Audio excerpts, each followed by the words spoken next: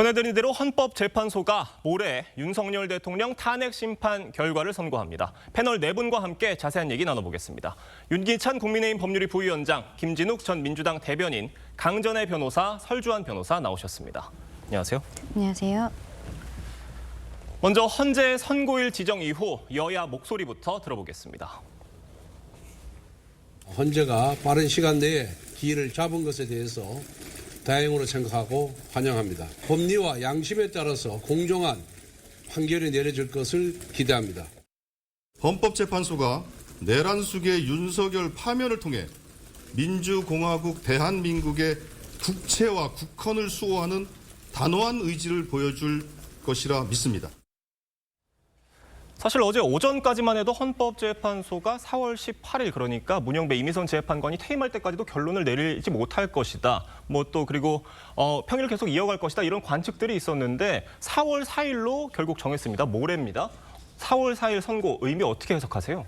일단 4월 18일 그 두 분의 재판관 임기가 만료 전에 뭔가 결론을 낼 것이다라는 예상은 많이 있었고요. 그러려면 4월 11일 그다음에 4월 4일인데 아마 11일 같은 경우에는 이제 또 여러 가지 논란이 있을 수 있거든요. 또 할 일도 있고 재판관들의 임기 앞두고 나서 이제 쉬는 시간도 있고 하기 때문에 근데 이제 최근에 정치권의 움직임도 영향을 끼쳤을 거라고 보는 것이 최근에 보면 헌법재판소 구성과 관련돼서 위헌적 법률도 자꾸만 발의가 되고 있고요. 예를 들면 대통령 권한대행은 재판관 임명을 하지 못한다. 이런 이제 법률도 발의가 돼 있고 그다음에 재판관 임기 만료되는 임기를 채웠는데도 불구하고 임기 연장을 하겠다는 법안도 발의가 돼 있고 또는 마은혁 재판관 임명과 관련돼서 국정 마비를 초래할 정도의 재탄핵 논의가 있어요. 이 부분은 헌재에서 판결했음에도 불구하고 또 탄핵하겠다는 거기 때문에 그렇다면 헌재 입장에서 보면 본인들 구성과 관련된 논란을 토대로 해서 국정이 마비되는 상황을 막아야 되지 않겠는가.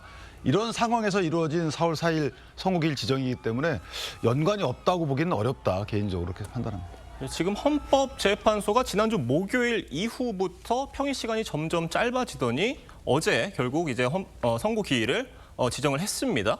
주말 사이에 무슨 일이 있었던 것 같거든요. 어떻게 보세요?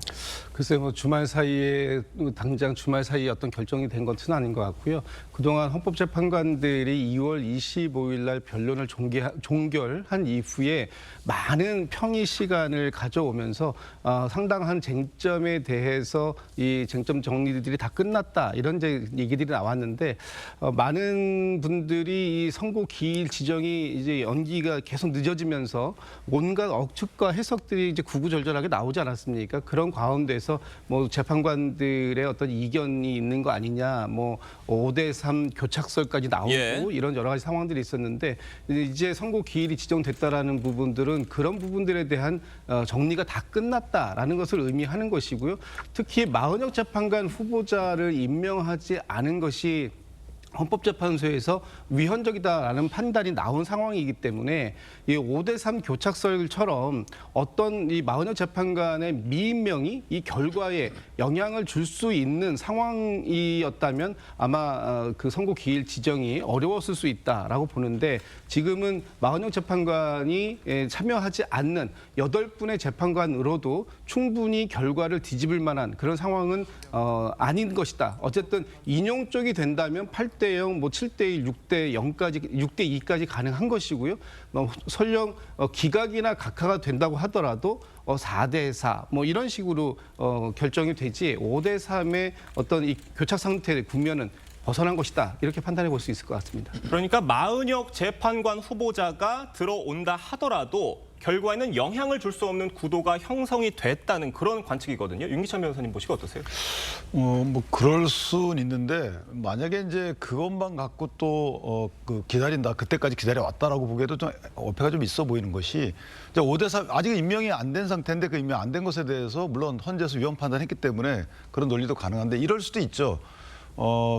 많은 분이 움직였을 수도 있어요. 그러니까 그 한 분이 움직인 거였다고 보다는 예를 들면 3대 5일 수도 있는 거거든요. 그러니까 각하 의견이 좀 더 늘어났을 가능성도 있기 때문에 다만 이제 마은혁 재판관의 존재나 미임명 여부에 대해서 나중에 국민적 판단을 또 받을 수 있기 때문에 다만 재판관들이 그것을 이유로 해서 미뤄왔다 이렇게 보이지는 않아요. 그러니까 또 다른 사유가 있을 수 있어서 저것만 갖고 정책 판단했다라고 보기에는 아직까지 좀 이르지 않겠는가라는 생각합니다. 그러니까 뭐 8대 0일지 7대 1일지 또 뭐 3대 5일지 4대 4일지는 저희가 그날 헌재 선고 결과를 지켜봐야 되는 건데 그날 헌재 선고 날에 저희가 문영배 헌재 헌법재판관 권한대행의 첫 마디를 들어보면은 그날 결과를 어느 정도는 예측할 수 있다 이런 겁니다. 어떻게 보세요? 지금 이제 선고를 하는 순서가 예. 원래는 이제 재판관의 재량입니다. 그런데 문영배 소장 같은 경우에는 지금까지 선고했었던 것들을 보면요.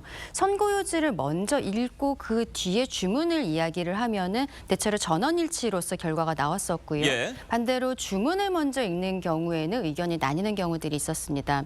과거 박근혜 전 대통령의 경우에도 전원일치로서 결과가 나왔었는데 당시에도 이유가 먼저 나오고 마지막에 선고가 나왔었거든요. 어쨌든 재량이기는 하지만 초반에 이야기하는 부분들을 보면은 한 20-30분 정도 이어질 것으로 보이는 이 선고가 대략적으로 가늠이 될 것으로 보입니다. 네, 지금 윤석열 대통령이 탄핵 심판 선고일에 출석을 할지도 관심사입니다. 윤석열 대통령이 그간 변론 기일에는 계속 모습을 비춰왔기 때문에 이번 뭐 탄핵 심판 선고일에도 모습을 나타낼 수 있을 거다라는 관측이 있는 반면에 뭐 또 어떤 다른 결과를 예측했을 경우에는 나오지 않을 수도 있을 것 같거든요. 어떻게 보세요? 뭐 아마 결정은 당일날 아침에도 이루어질 수 있을 것 같다. 왜 그러냐면 사실상 어제 여러 언론 보도에 의하면 사실상 평결까지 어저께 마쳤다라는 얘기가 있거든요. 그래서 그렇다고 한다면 어떤 헌법재판소 주변의 분위기라든지 평결이 어느 방향으로 났을지 이런 부분에 대해서 아마 대통령 측에서도 상당히 관심을 기울일 것이고 아마 결론을 아마 유리한다고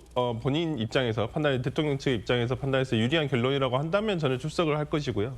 그렇지 않다고 한다면 출석을 하지 않지 않을까. 근데 원칙적으로는 보통 이제 출석을 하지 않는 것들이 이제까지의 뭐 통례라서 그냥 출석 여부와 어떤 결론과의 연관성을 짓기는 좀 어려움이 있는 것 같습니다. 지금 뭐 말씀해주신 부분 중에 평결을 지금까지는 뭐 박근혜 전 대통령이나 노무현 전 대통령 경우에는 뭐 선고 당일 또 그 하루 전에 이렇게 해왔었는데 이번에는 지금 사흘 전에 평결을 했다는 겁니다. 지금 그렇게 알려지고 있는데 이게 무슨 의미로 보세요, 강재현 변호사님? 지금 어제 한 언론사에서 예. 그런 형태로 보도가 나가고 다른 곳에서 그 끌어다 쓰고 있는데 예. 저는 사실상 그 보도가 과연 맞을까 좀 의문이 있습니다. 네. 왜냐하면 지금 헌법재판소에서는 대통령 사건에 대해서 최우선적으로 판단을 하겠다고 했거든요. 만약에 어저께 결론이 났다라고 하면 저는 오늘이나 내일 선고를 하지 금요일까지 미룰 상황은 아니다라고 생각을 합니다. 다만 이제 아마 저는 그런 형태의 보도가 아닌가 싶어요. 여러 가지 경우의 수에 따라서 그 판결문을 미리 써놓은 상황에서 마지막까지 헌법재판관들이 결정을 못 내리고 그리고 금요일 날 오전에 선고 전에 모여서 그것을 완전히 정리하는 것인데 이 경우의 수의 판결들이 나와 있는 것을 가지고 그렇게 좀 보도가 크게 된 것이 아닌가라고 생각은 하는데요. 예. 어쨌든 저는 마지막까지 헌법재판관들이 고민을 하는 시간들이 필요했기 때문에 어제 선고기일은 지정을 했지만 그것이 3일 뒤로 잡힌 것이 아닌가라고 생각합니다. 그러니까 실제 평결이 이루어졌는지는 저희가 좀 두고 볼 일이다 이런 말씀이십니다. 지금 윤석열 대통령의 파면 여부를 놓고 여야의 전망은 엇갈리고 있습니다. 어떤 얘기 나오는지 들어보겠습니다. 절차적인 불공정, 불법, 위법 너무나도 많이 자행된 게 대통령의 탄핵 심판 과정이었다. 그래서 당연히 기각각하된다. 네, 만장일치 확신합니다. 헌법을 위배한 상황에서 발생했던 부분이기 때문에 이거를 면할 수 있는 가장 적합한 방법은 파면이다. 지금 좀 도드라지게 들리는 부분이 지금 박찬대 원내대표의 만장일치를 확신한다는 부분입니다. 지금 헌법재판소가 철통 보안 속에 평일을 이어왔는데 어떻게 좀 확신할 수 있는지 이런 생각이 들거든요. 어떻게 보세요? 일단 마지막까지 아마 헌재에 대한 뭐 압박성 촉구 이런 걸로 해석될 여지도 있고요. 예. 또 하나는 양당 관계자분들 입장에서 보면 이제 전망보다는 희망에 가깝다 이렇게 보여지고 다만 만약에 이게 재판이기 때문에 엄밀한 법적 판단 잣대를 들이대면 사실은 이제 각하 의견이 나올 수밖에 없는 구조였고 특히나 이제 소추 사실의 동일성 부분이 좀 넘어서는 듯한 재판 전 과정에서 다른 재판을 했다고 읽혀질 정도로 소추 사유가 좀 변경이 됐던 부분이 있고요. 그다음에 재판의 증거 채택 문제도 좀 있기 때문에 법리의 발권과 법리를 좀 중시하는 재판관들 입장에서는 각하 의견이나 아니면 사실관계를 인정하지 않는 듯한 재판을 전제로 해서 기각 의견이 나올 수 있는 여지도 있다. 따라 저 부분은 법적 분석을 토대로 한 판단이기 때문에 윤석열 의원의 판단 저 부분은 저는 개인적으로 동의한 부분이 있어요. 그리고 박찬대 원내대표께서 하시는 말씀은 사실 이제 희망이 섞인 목소리가 좀 있다. 왜냐하면 8대 0이 나온다라는 것은 저는 개인적으로 없지 않을까라는 생각이 들어요. 여태까지 흘러온 과정이나 분석 등을 종합해 보면 왜냐하면 이게 그 법적 잣대로 들이대면 물론 그냥 정치 대판이다 이러면 할 말이 없지만 재판이다라는 그 기준으로 보면 법률 적용 과정에서 8대 0이 나올 수 있는 경우에서는 없지 않을까 개인적으로 그렇게 생각합니다. 8대 0 가능성 굉장히 낮다 이렇게 말씀을 해주셨는데 지금 민주당에서는 어찌됐건 8대 0 인용 가능성을 가장 높게 보고 있는 것 같습니다. 이게 뭐 헌법재판소 내부 기류를 좀 뭐 파악이 된 게 있는 겁니까? 아니고요. 지금 헌법재판소에서 이번 윤석열 대통령의 탄핵 심판에서 5가지 쟁점을 정리했습니다. 국회 선관위에 대한 침탈이 있었는지 여부, 또 포고령에 대한 여부, 포고령의 위반 여부, 그다음에 뭐 국무회의나 이런 법적 요건들이 절차적으로 제대로 지켜졌는지, 그다음에 마지막으로 정치인이나 법관에 대한 체포 시도가 있었는지 이런 5가지 쟁점이 있는데 이 하나하나의 사안에 대해서 전 국민과 전 세계가 다 지켜본 그런 현장들이 있었습니다. 완전 무장한 계엄군들이 국회와 선관위를 장악했고 그 과정들 속에서 여러 가지 상황들이 있었던 것, 이런 것들이 이미 확인이 됐고요. 그런 상황들 속에서 위헌성과 위법성을 평가하는 이 헌법재판소의 역할, 그리고 이런 상황들이 얼만큼 중대성을 갖느냐 하는 부분에 있어서 이 부분을 어떻게 위헌성이 없다 또는 약하다, 파면에 이를 정도의 중대성이 약하다라고 판단할 수 있겠는가. 그렇지 않다라고 보기 때문에 이 헌법재판소가 파면 결정을 할 것이다라고 이제 기대하는 것이고요. 그다음에 헌법재판소의 역할이라는 게 있는 거 아닙니까? 헌법재판소는 이 헌정 수호의 최후의 보루 기관으로서 이 지금의 이런 그 혼란한 상황들을 마침표를 찍어줄 것이다라는 기대감이 있는 것인데 이 이후의 상황까지를 다 종합적으로 고려했을 때 윤석열 대통령에 대한 인용 결정을 통해서 파면이라는 그런 주문을 내려주실 것이다 이렇게 기대하고 있는 것입니다. 지금 뭐 말씀해주신 5가지 탄핵 소추 사유 그리고 뭐 내란죄 철회 또 그리고 검찰 조서의 채택 여부 등등 여러 가지 쟁점들이 있는데 두 변호사님께 좀 여쭤볼게요. 강준혜 변호사님이 보시기에는 이 여러 가지 쟁점 중에 어떤 점을 두고 헌법재판소 재판관들이 가장 의견이 좀 첨예하게 갈렸을 것으로 보세요? 일단 초반에 각하 의견을 가지신 분들이 저는 있을 것이라고 생각을 하거든요.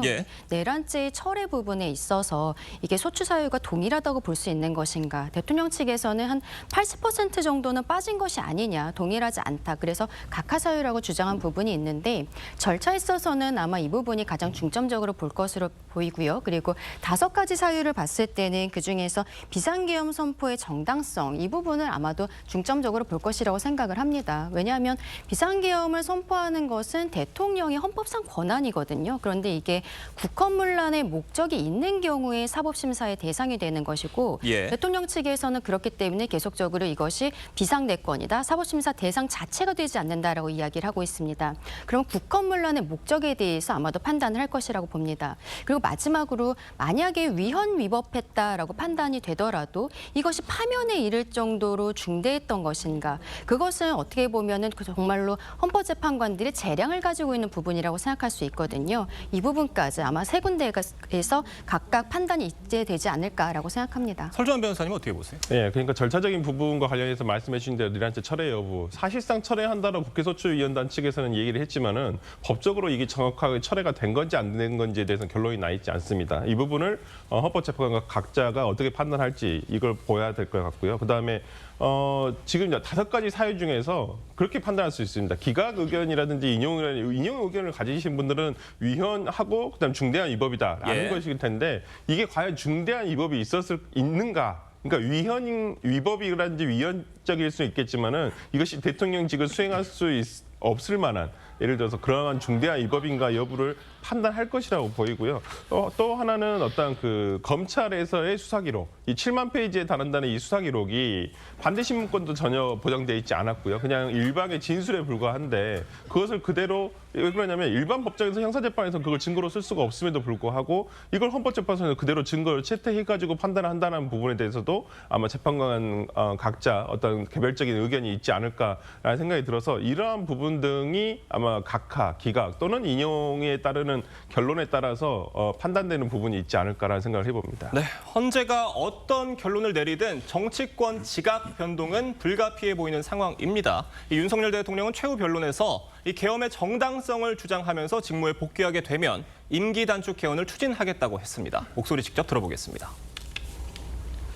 무력으로 국민을 억압하는 계엄이 아니라 계엄의 형식을 빌린 대국민 호소입니다. 제가 직무에 복귀하게 된다면 자녀 임기에 연연해하지 않고 개헌과 정치 개혁을 마지막 사명으로 생각하여 87 체제 개선에 최선을 다하고 싶습니다. 그러니까 임기에 연연하지 않겠다, 임기 단축 개헌을 하겠다 이런 얘기로 지금 해석이 되는 부분인 건데 헌법재판소가 이 발언을 좀 어떻게 고려를 할 것으로 보세요? 저는 연착륙 이런 충돌 과정을 연착륙을 통해서 만약에 그 해결하려고 하는 의도가 있다면 각자 재판 대놓고 그걸 토론 주제로 삼지는 않겠지만 재판관들끼리 본인들 각자 재판관들은 아마 내심에 작용을 할 여지가 있어요. 왜냐하면 대통령의 비상계엄이라는 게 이제 저희가 그냥 추상적으로 요건에 해당하는지 여부를 따지지만 실제로 보면 작용이라는 민주당의 입법 독재가 있었잖아요. 이거 입법 독재에 대해서 반작용으로 계엄이 있었던 거기 때문에 그건 만약에 비상계엄에 대한 법적 평가와 대통령을 걷어낸다면 나머지 민주당의 이 부분을 어떻게 해결할 것인가. 국회 절대 권력의 또 다른 선출 권력의 한 축인 국회가 이렇게 마음대로 하고 있는 거 대통령 중심제가 아닌 것 같아요. 지금 보면 거의 의원 내각제도 아니고 그냥 뭐 일단 독재 체제인 듯한 이런 모습을 보여주기 때문에 입법 자제를 하고 있지 않잖아요. 이걸 어떻게 제도적으로 해칭할 것인가에 대해서 국민적 분명히 공감대가 있고 이재명 대표께서도 분명히 개헌은 하겠다. 다만 지금은 내란 종식을 위해서 최선을 다하고 싶다라는 것이기 때문에 헌법재판소 판결로 이것이 일단락되게 되면 개헌에 대한 국민적 의지가 본물 터질 것이고 분명히 국회의 권한 제한과 대통령제의 제도 보완이 분명히 필요하다. 그래서 이 부분은 대통령이 말한 것처럼 아마 내년도 그 지방선거 때까지는 어느 정도 결론이 나지 않을까 그렇게 생각합니다. 네, 지금 뭐 국민의힘은 기각이나 각하를 기대하는 분위기이기는 한데 탄핵안이 인용이 된다고 한다면 조기 대선은 현실화되는 상황입니다. 지금 당 지도부 분위기는 어떻습니까? 조기 대선 관련해서. 지금 당에서는 어쨌든 헌법재판소에서 어떤 결론이 나오던지 간에 받아들이겠다라고 하고 있지만 조심스럽게 각하 혹은 기각에 대해서 좀 기대를 하고 있는 상황입니다. 그렇기 때문에 저희 입장에서는 현재로서는 조기 대선에 대해서 이야기할 상황은 아니고 어쨌든 만약에 이제 결론이 나게 된다면 특히 이제 판결문의 결정 내용들이 들어가 있을 것인데요. 그것을 보면서 저희가 차차 준비를 해야 되지 않을까라고 생각합니다. 민주당의 경우에는 뭐 조기 대선이 치러진다고 한다면 이재명 대표 독주 체제 속에 뭐 비명계도 어찌됐건 움직이기는 할 것 같습니다. 어떻게 보세요? 설정 변호사님? 네. 저는 비명계가 아무래도 기존에 항소심, 그러니까 이재명 대표의 공선법 항소심 전에는 공선법의 결과를 보고 아마 당내에서도 이견이 있을 것이다 하는데 지금 상황은 거의 이견을 제시할 수가 없는 상황이 될 것이고요. 아마 민주당으로서는 지금 단축된 경선을 통해서 최대한 후보 선출을 빨리 하겠다라는 생각을 할 것이고 그것 때문에 저는 오히려 이 비명계에서는 대권보다는 차기 당권을 노리고 아마 움직임이 있지 않을까라는 생각을 해봅니다.